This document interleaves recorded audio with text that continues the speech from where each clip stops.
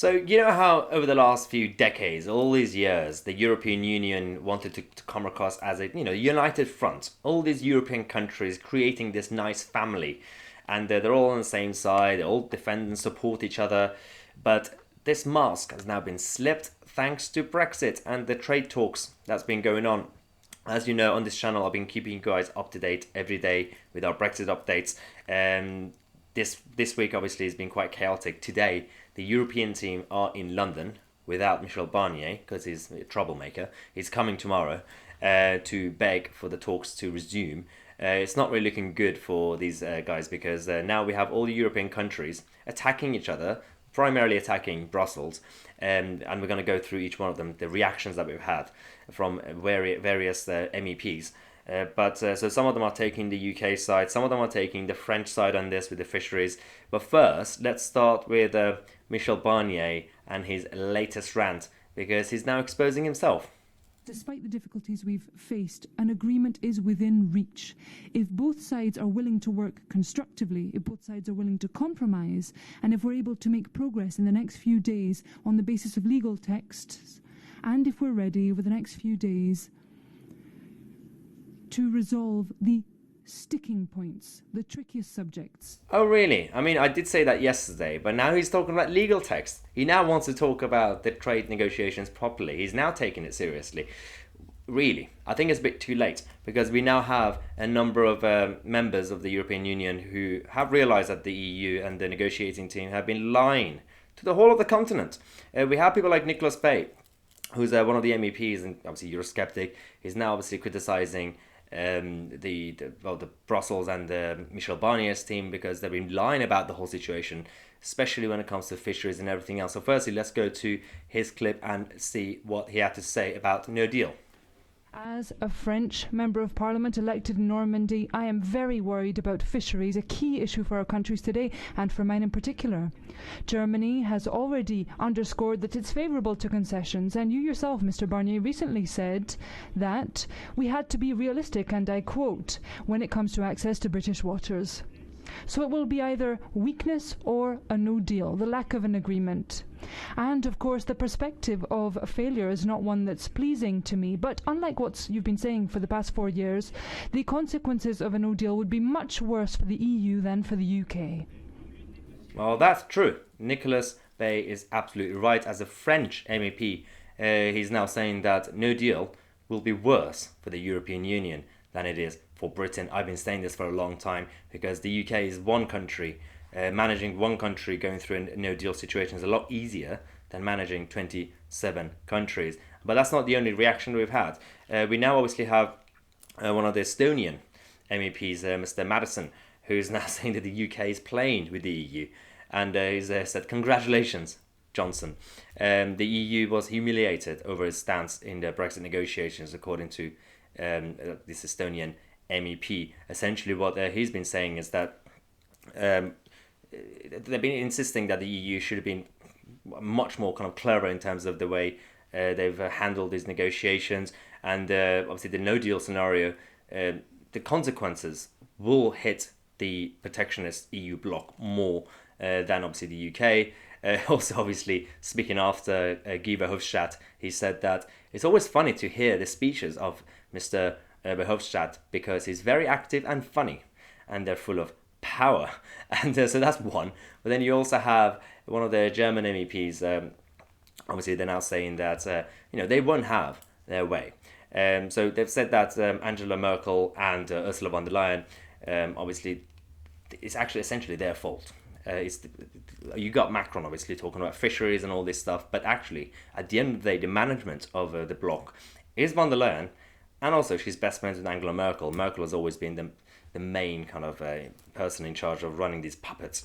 So that's the biggest problem that they have, because the German MEP has now said that Britain wanted a Canada-style trade deal and signaled some flexibility. The EU, in contrast, barely moved, even though it was the European Union that offered a Canada-style trade deal, obviously with some differences. Negotiations are discussions between parties with diverging views, but a shared interest in finding a compromise. The EU, notably Germany, has a vast trade surplus with the UK, And that's absolutely spot on. Have been quite clear about the fact that we just want a trade deal. The EU hasn't helped. The MEP continues by saying that yet the German presidency and the Commission remain committed to an unequal treaty on EU terms. So that's one problem. And also, Merkel and von der Leyen know not to negotiate because they know not when to compromise. That way, they will not have their way. That's also very, very true. Now, one of the Belgian MEPs is also now kicking off because the whole situation with obviously the battle between France and fisheries and Brussels itself creating this protectionist mentality is the reason that the talks are now collapsing. So, I mean, that it's been always clear, but I genuinely think it's not even just about fisheries. They want much more. 5 years on from the UK deciding to take back their freedom, no deal has been reached. No doubt the result of conscious sabotage to make Brexit as difficult as possible. And we want to show that there is an alternative to this. An alternative to the superstate of the EU.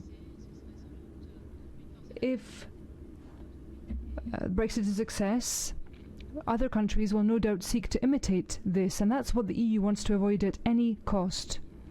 Well, he's absolutely right. At this point, he's saying if Brexit is a success. I would say when Brexit is a success, things will change regardless of this whole situation. And yes, there will be other countries that will look at the situation and say, well, we don't have to be in this club anymore. And so you have obviously now Belgian politicians, you have German politicians, you've got French politicians attacking Brussels. And then, well, you have, on the other hand, people who have a different view, the Europhiles. So one of them has actually now said that Boris Johnson will have no friends left in the world if there's obviously Brexit happens, especially if no deal Brexit actually happens. So this is a Spanish politician who's said that with all this going on, it makes it even more incomprehensible that Boris Johnson is burning every bridge with the European Union, condemning the UK's economy. Sure, if Donald Trump loses the election, Boris Johnson will have no friends left in the world. Again, I find it fascinating when I hear this from politicians, people who are in politics. If I hear it from a random person or someone in the media, a journalist, yeah, but you are in politics, you know how the system works. There's nothing to do with the friendship between a president or a prime minister. The UK is one of the top countries in the world with one of the top soft superpowers. It's not just that America is our friend.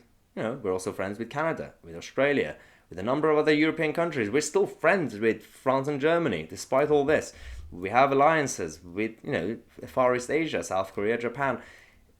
People think this is some sort of playground game where it's just going to be Trump and Boris Johnson standing in a corner in the backyard. Not sure that's how it works.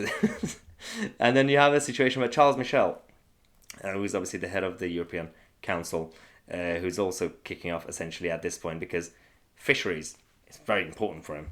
Fisheries is the red line. Okay, Charles. Lastly, on fisheries, Brexit was not our decision, and it was not our fishermen's decision. Stopping access to UK waters would cause extraordinary damage to our fishing fleets. Yes, we want to keep access to UK waters for our fishermen. Yes, they still want. He just said it very directly. Yes, we still want access to UK waters for our fishermen.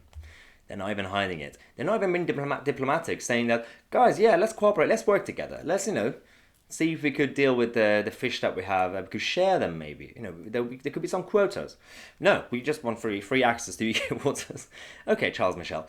And then I guess you have another MEP from Finland who's talking about how Boris Johnson is actually doing the right thing and Boris has to defend the UK waters and the British sovereignty. This is actually my favourite speech of the day, of the last 3 days, because it actually shows the true side of the European Parliament.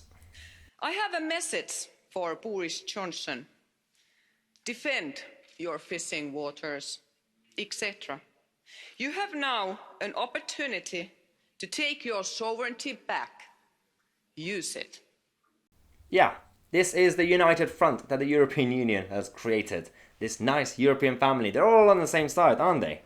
Yeah, of course. Because you now have obviously other MEPs who are shouting at Michel Barnier, because so half of them are on his side and Macron's side, especially when it comes to the Netherlands and Denmark, saying that no, they don't budge in. The other half who don't care about fisheries and they actually have some sympathies towards the UK, they're saying that you at least try your best to get a trade deal with Britain, because no deal is going to be worse for the continent, the mainland, Europe. So this is the whole problem that we have, and I don't think these guys are understanding the situation, because as I said, today, Wednesday, we have the EU's negotiating team in London, and apparently Michel Barnier is joining them tomorrow. God knows what's going to happen there, but we'll keep you guys posted as usual on this channel. But this video was about showing the unity of the European Union, because it's all going really well in Brussels. Thanks again for watching. Subscribe to the channel, share the video, become a member and support the channel. I'm Tousi, and I'll see you guys in the next video.